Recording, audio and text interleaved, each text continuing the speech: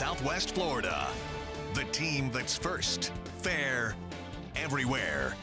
This is Wink News at 3.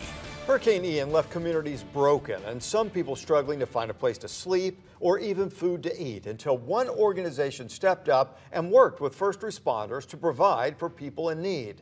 Welcome back. I'm Russ McCaskey. And I'm Nicole Gabe. Now they are called the Collaboratory, that's located in downtown Fort Myers. And after a year, they continue to offer a shoulder to lean on. Wink News reporter Annalise Araola is live now outside of the Collaboratory. And Annalise, what else has that organization done to keep the community afloat? Nicole and Russ, I spoke with people in the community who all made an impact after Ian in their own unique ways, but they all were able to do so in part through funds by the Collaboratory in downtown Fort Myers. The Collaboratory calls itself the greatest community problem-solving initiative in American history. And after Ian, that title was put to the test. It raised more than $5 million to support Hurricane Ian recovery.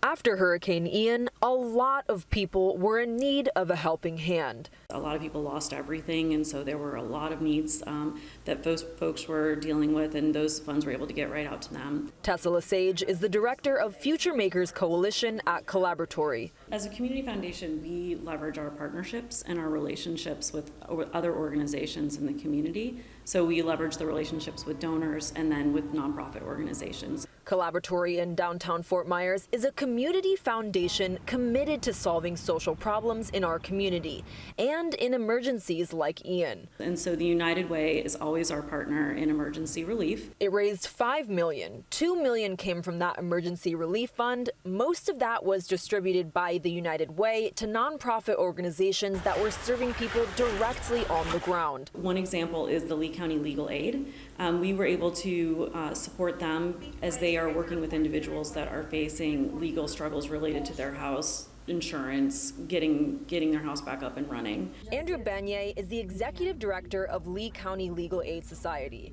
a local nonprofit that stepped up with funds from United Way and Collaboratory to help victims from Ian with their legal services. People get a kind of a shaky tone of voice when they tell us what we've been able to do for them. We're frequently helping families with small children, and they're being told that they have to leave their home and they don't know where they're going to go. So when we are able to make an impact in that situation and keep a family in a home, I mean, it's everything. Collaboratory individually and through United Way and Lee County Legal Aid Society services were able to get people fed, back on their feet, and sheltered after Hurricane Ian. The funds they raised are still being used by people in need in our community today. All new at 5 p.m., I spoke with a woman who works for the Collaboratory, and she is directly working with people in our community who are still impacted by Ian. I'll have her story for you all new at 5. Live in downtown Fort Myers, Annalise Araola, Wink News.